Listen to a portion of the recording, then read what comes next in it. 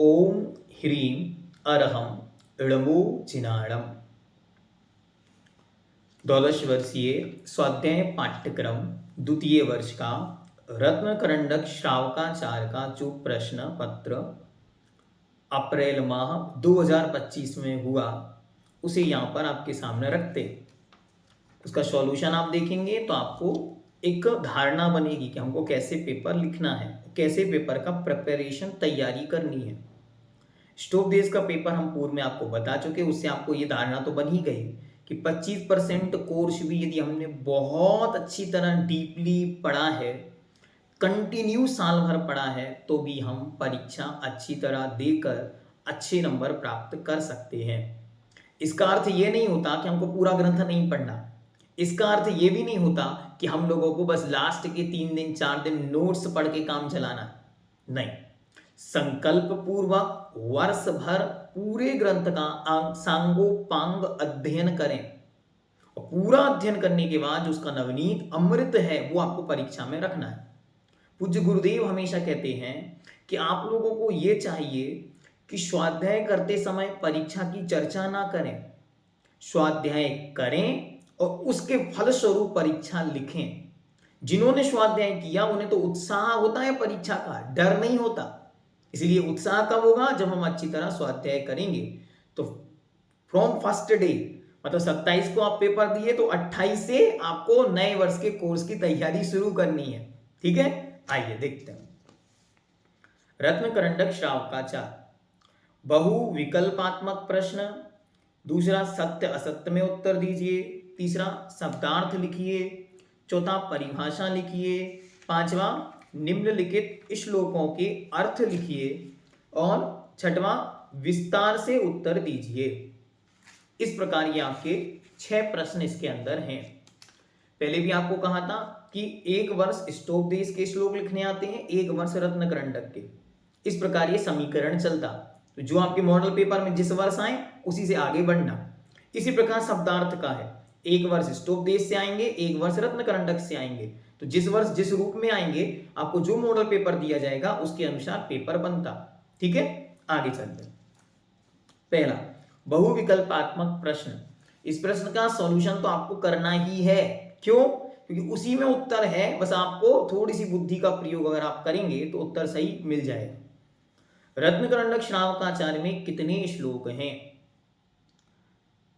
Option है 144, 150, 151 और 149। तो श्लोक आपको पता ही होना चाहिए। जैसा हमने आपको पहले ही कहा था कि ग्रंथ का मंगलाचरण, ग्रंथ की रचयिता, ग्रंथ के रचयिता का परिचय और ग्रंथ कितना बड़ा है, मतलब उसमें कितने श्लोक या गाथाएं हैं, ये आपको याद होना चाहिए। तो इसका उत्तर है 150। सच्चे देव कितने दोषों से रहित होते हैं? ऑप्शन है 14, 15, 18 और 22। तो इसको भी आप अगर आपने अच्छी तरह पढ़ा होगा तो श्लोक में ही आपको आया, क्षुत पिपासा जरातंक आदि में इसको दिया है कि 18 दोषों से वे रहित होते हैं। आगे, सच्चे देव के पर्यायवाची नाम कौन से हैं? तो परमेष्ठी, परम ज्योति आदि जो श्लोक है, मतलब शुरुआत में ये श्लोक है, हम इसलिए आपको ये इसलिए बता रहे हैं कि अगर शुरू का 50% कोर्स भी आपके दिमाग में है और कैसे पढ़ना ये भी ध्यान में रखना कि ऊपर की संस्कृत नहीं पूछ रहे हैं आपको, संस्कृत की हिंदी पूछ रहे हैं, बहुत डीप में नहीं, ऊपर ऊपर से पूछ रहे हैं। तो परमेष्ठी, केवल ज्ञानी और कृतकृत्य और उक्त सभी। तो आपको ऑप्शन नंबर 4 उक्त सभी, ऑल दी अबव, ये ध्यान रखना है। हमेशा प्रश्न पढ़ते समय सावधान रहना। पहला ही पढ़ा परमेष्ठी, हाँ सही है, मार्क लगा दिया। फिर दूसरा पढ़ा, ये भी सही है, इस पे भी लगा दिया। तीसरा इस पे भी लगा दिया, फिर चौथा इस पे भी लगा दिया। अब बेचारा चेक करने वाला कंफ्यूजन कि क्या हम इनका सही करें, क्या गलत करें।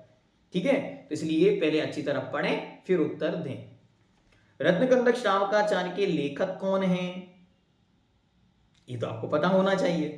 तो पूज्यवर आचार्य समंतभद्र देव। निम्न में से कौन सा ग्रंथ आचार्य समंतभद्र देव के द्वारा नहीं लिखा गया? इसमें भी हमने समंतभद्र देव का परिचय लगभग 30 मिनट का आपको दिया था। उसमें अगर आपने विस्तार से पढ़ा होगा तो आपको ये प्रश्न का उत्तर भी आराम से मिल जाता। ऑप्शन है रत्नकरंडक श्रावकाचार्य, दूसरा स्वयंभू स्त्रोत, तीसरा प्रमाण मीमांसा और चौथा आप्त मीमांसा। तो इसका उत्तर है सी, थर्ड वन, प्रमाण मीमांसा। ये पूज्य आदि देव के द्वारा नहीं लिखी गई, ये प्रमाण मीमांसा भगवान अकलंक देव की रचना है। अकलंक देव या विद्यानंद महोदय, इनकी रचना है। आगे, सत्य असत्य में उत्तर दीजिए। जिनेंद्र देव ने, इसमें आपको सामने सत्य या असत्य में से कोई एक या तो लिखना है या फिर क्रॉस या सही का बना के साइन बनाना है। जिनेंद्र देव ने सम्यक दर्शन, सम्यक ज्ञान और सम्यक चारित्र को धर्म कहा है। श्लोक नंबर 2।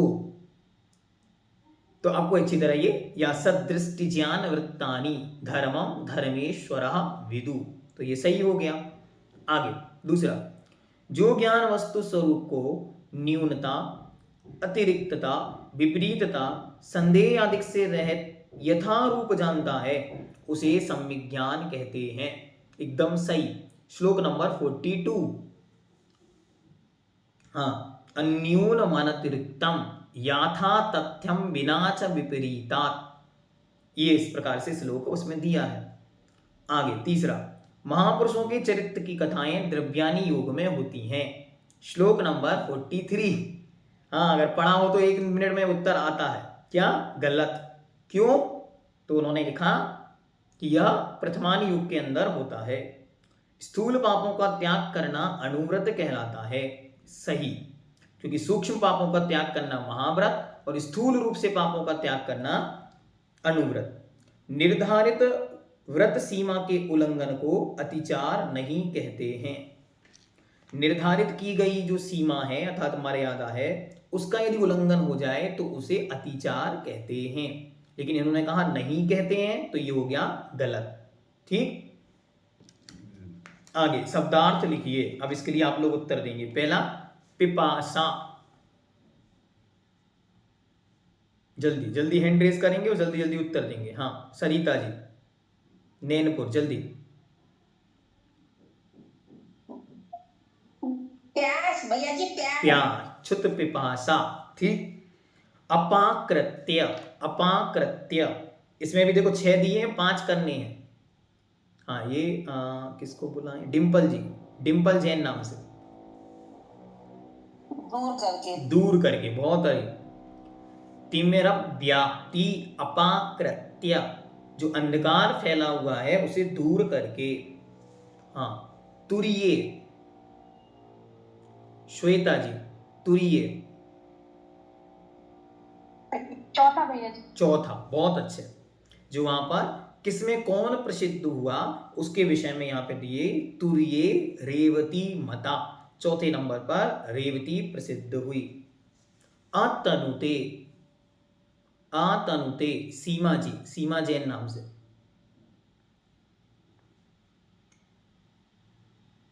शीघ्रता करें। मनीषा जी, भैया जी विस्तृत करता है, विस्तृत करता है, खींचता है, विस्तार करता है। बहुत अच्छे। ये लगभग श्लोक नंबर आपका आएगा 45 नंबर श्लोक है, 45 या 46। द्रव्यानी युग का जहां विषय दिया है वहां उन्होंने लिखा शुद्ध विद्या आत्मातनुते। मातनुते में से आतनुते निकल आता है। ठीक है, बहुत अच्छे। भैया जी मुझे कुछ पूछना है, मैं ये 27 को एग्जाम, इसके बाद आपको अलग से जब लास्ट में सेशन देंगे तब पूछना है ना, अभी क्योंकि ये रिकॉर्डिंग चल रही है इसलिए। अगला है स्वा, ज्योति जी, ज्योति लता जी। स्वा मतलब अपना नहीं, श्वा मतलब अपना नहीं है, वो श्वा में श्वा, अच्छा श्वा मतलब ये कुत्ता। बहुत अच्छा। श्वा जायते धर्म किल विषात आदि रूप में श्लोक है। अगला शब्द है मातंग। राजुल जी,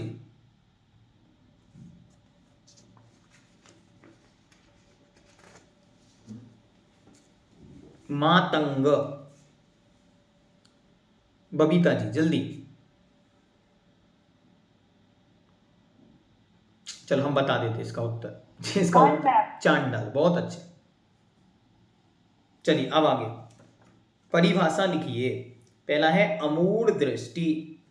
अमूढ़ दृष्टि किसे कहते हैं? चलिए जल्दी। हाँ प्रीति जी।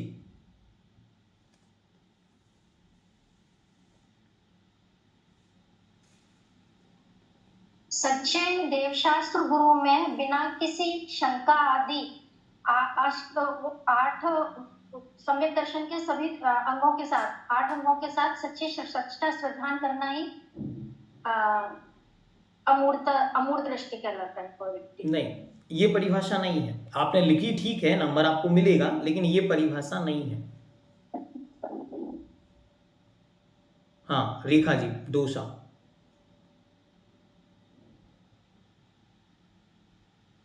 मिथ्या करने वाले की मन वचन काया से प्रशंसा न बहुत करना अच्छा। अमूर्त दृष्टि। मिथ्यात्व और मिथ्या मार्गियों की मन वचन काय से प्रशंसा नहीं करना अर्थात उनका साथ नहीं देना, ये अमूढ़ दृष्टि अंग है। बहुत अच्छे। लोक मूर्ता, ये बात हमेशा ध्यान रखें। मानो कोई प्रश्न हमको उस ग्रंथ से संदर्भित उत्तर नहीं आ रहा, हम क्या करें, हमने पिछले वर्षों में जो पढ़ा वो लिख दें।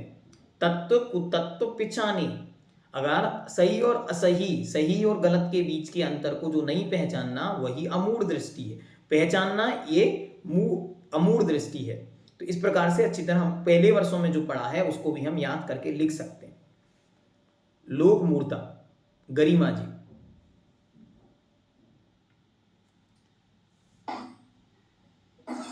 श्लोक आपगा सागर स्नान उच्च सिक्ताश्वनाम बहुत सुंदर। गिरिपातो अग्निपाता लोक मूढ़ निगद्यते। अर्थ नदी समुद्र में आपगा सागर स्नान में स्नान करना, बालू और पत्थरों का ढेर लगाना, बहुत सुंदर। पर्वत से उतरना और अग्नि में कूदना लोक मूढ़ता है। बहुत सुंदर। देखो श्लोक सहत इनको याद है। कभी भी श्लोक लिखें तो तब श्लोक लिखें जब श्लोक पूछा गया हो, अन्यथा अगर आप श्लोक लिखते हैं तो श्लोक एकदम शुद्ध होना चाहिए, अन्यथा आपके नंबर कम हो सकते हैं। क्या बता रहा हूं, ध्यान से सुने। श्लोक तब लिखें जब श्लोक पूछा गया हो। जब श्लोक लिखें तो परफेक्शन होना चाहिए, यदि परफेक्शन नहीं है तो श्लोक ना लिखें, मात्र हिंदी लिखें, क्योंकि श्लोक में आपके नंबर कटते हैं। श्लोक में एक विसर्ग का भी नंबर कटेगा। मानो पीछे लिखा है पातोग्निपातश्च, तो आपने पीछे में जो एस बना हुआ है वो लिखना भी भूल गए आप, अवग्रह जिसको बोलते हैं, तो भी आपका आधा नंबर कट सकता है, कटने के चांसेस हैं। तो इसलिए हमेशा ध्यान रखना जब प्रश्न पूछा जाए, जैसे पिछले श्लोकदेश में एक प्रश्न आया था और उसमें लिखा था श्लोक सहित समझाइए, तब श्लोक लिखना। जहां श्लोक नहीं पूछा गया वहां श्लोक या गाथा नहीं लिखना, ये अन्यथा आपका प्रश्न का नंबर कम हो सकता है। ठीक है, आगे करणानी योग। करणानी योग किसे कहते हैं? चलिए सरोज जी।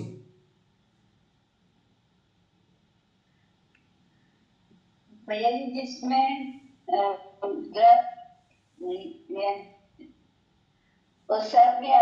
काल के विभाग का और क्षेत्र परिवर्तन। बहुत अच्छे। और देखो जिसमें चारों गतियां, काल के परिवर्तन और लोक अलोक की रचना का वर्णन है, उसका नाम करणानी योग है। कुछ याद नहीं आए? करण मतलब परिणाम या गणित, अनुयोग मतलब शास्त्र, जिन शास्त्रों में जीव के परिणाम और गणित का वर्णन होता है वह करणानी योग कहलाता है। नेक्स्ट, अनर्थ दंड व्रत। सीमा जी।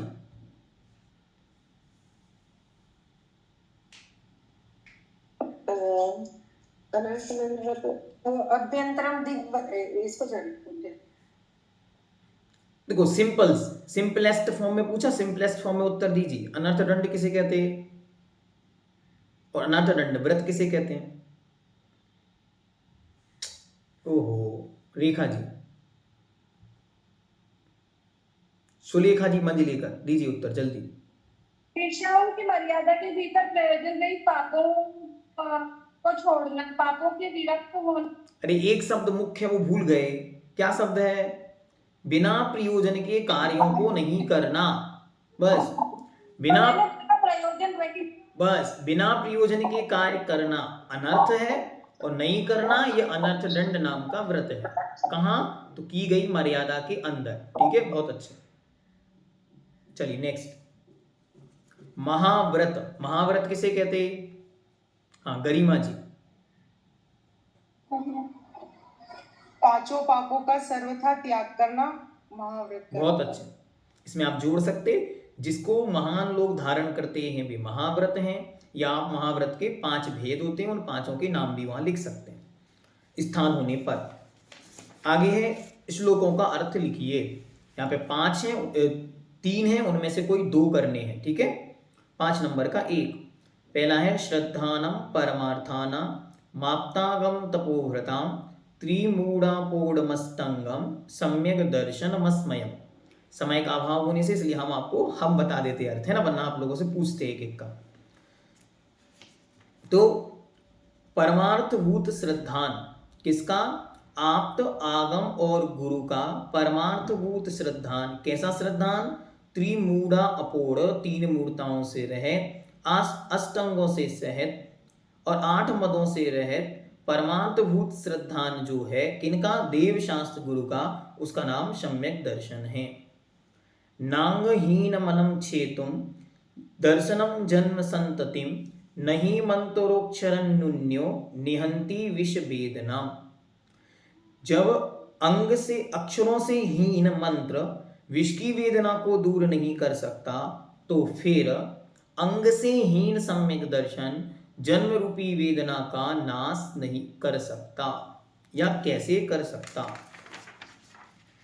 नमः श्री वर्धमानाय निर्धूत कलिलात्मने शालोकानां त्रिलोकानां यद विद्या दर्पणायते। हर ग्रंथ का मंगलाचरण इंपॉर्टेंट है, और इसमें तो इन्होंने गजब कर दिया प्रश्न बनाने वालों ने। शुरू के जो 41 श्लोक है पहला अधिकार, उसी के पूरे 3 श्लोक रख दिए। ऐसा नहीं होना चाहिए, लेकिन फिर भी अब इन्होंने किया है जिन्होंने प्रश्न पत्र बनाया। नमस्कार हो वर्धमान स्वामी को, जो कैसे हैं? निर्धूत कलिलात्मने, जिनकी आत्मा ने संपूर्ण कर्म रूपी कलंक का नाश कर दिया है। यद विद्या, जिनका ज्ञान त्रिलोका नाम सलोका नाम, अलोक सहित 3 लोकों को दर्पणायते, दर्पण के समान आचरण करता है या दर्पण के समान जानता है। आगे विस्तार से उत्तर दीजिए। इसमें 2 प्रश्न है, आपको कोई एक लिखना है। सम्यक दर्शन के 8 अंगों में प्रसिद्ध लोगों के नाम लिखिए। एकदम सरल है, पढ़ाते समय हमने इंपॉर्टेंट कहा था, आप लोगों ने शायद उसी समय याद कर लिया होगा। तो 8 अंगों के एक साइड में नाम लिखने थे और साइड में उन 8 व्यक्तियों के नाम, बस यही आपका प्रश्न का उत्तर था। आप लोगों को याद ही होंगे, इसलिए यहाँ पे हम उसकी चर्चा नहीं करते। व्रति के अनुव्रत उपचार से महाव्रत कब और क्यों प्रतीत होने लगते हैं? ये बहुत महत्वपूर्ण विषय है और इस पर खूब विस्तार से हम लोगों ने अध्ययन करते समय चर्चाएं की हैं। क्यों होते हैं? क्योंकि जब व्रति अपनी मर्यादा के क्षेत्र में रहता है और उसके बाहर होने वाले पापों का त्याग करता है, दिग्व्रत के अंदर, देश व्रत के अंदर या सामायिक व्रतों के अंदर, तब वह बाहर भी सूक्ष्म पापों का त्यागी होने से महाव्रती के समान कहा जाता है। लेकिन वास्तविकता में वह महाव्रती नहीं होता, क्योंकि अभी उसके प्रत्याख्यानावरण कषाय का उदय है। क्यों कहा जा रहा है? क्योंकि उसके उस क्षेत्र के बाहर भी सूक्ष्म पापों का पूर्ण रूप से त्याग हो जाता है। इस प्रकार यह आपका रत्नकरंडक श्रावकाचार्य जी का प्रश्न पत्र पूर्ण हुआ। आशा है कि आप लोगों ने 40 में से 40 अंक प्राप्त किए होंगे। जिन जिन ने किए होंगे वो अपना हमको सूचना देंगे, और जिन्होंने कम किए, जैसे इन्होंने लिखा हमें 37, 38 वाले भी हैं, तो आप लोग अपनी सूचना देंगे। आपको किस तरीके से 12 वर्षीय स्वाध्याय पाठ्यक्रम में प्रश्ना स्वाध्याय आपकी हेल्प कर रहा है, उसे हमें और जन जन को अवश्य बताना है, जिससे ज़्यादा से ज़्यादा लोग स्वाध्याय से जुड़ सकें। क्योंकि हर चीज़ एकदम ईजिली है। ग्रंथ देख के डरना नहीं है, कितना बड़ा पद्मनंदी अब कैसे पढ़ेंगे, नहीं, डरना नहीं। एकदम कॉन्फिडेंट के साथ अपने आप को डेवलप्ड करके विश्वास पैदा करना है कि हम कर पाएंगे, हमको करना है। तो जैसे हमने पिछले साल आपको 2 ग्रंथ दिए हैं, ऐसे आगे भी आने वाले वर्षों के लिए तैयारी आपकी पूरी कराएंगे। आपको इसी वीडियो के डिस्क्रिप्शन में सारे रत्नकरंडक श्रावकाचार्य की वीडियो, एग्जाम से रिलेटेड भी वीडियो उपलब्ध हो जाएंगे, तो आप लोग उसको भी अपने रेफरेंस में यूज ले सकते हैं। आप सबके लिए मंगल शुभकामनाएं। जैनम जयतु शासनम। पवित्र जिन शासन घर घर पहुँचे, यही हमारी मंगल भावना।